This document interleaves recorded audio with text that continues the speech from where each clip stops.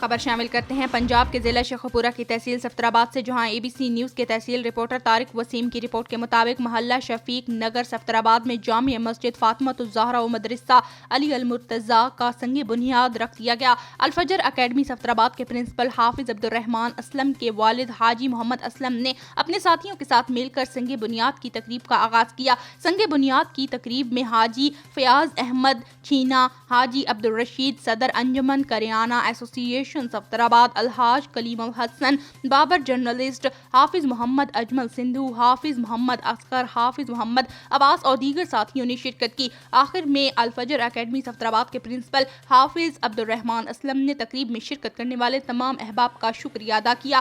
حافظ محمد عباس نے دعائے خیر کرتے ہوئے مخیر حضرات سے مدرسہ اور مسجد سے تعاون کی خصوصی اپیل کی۔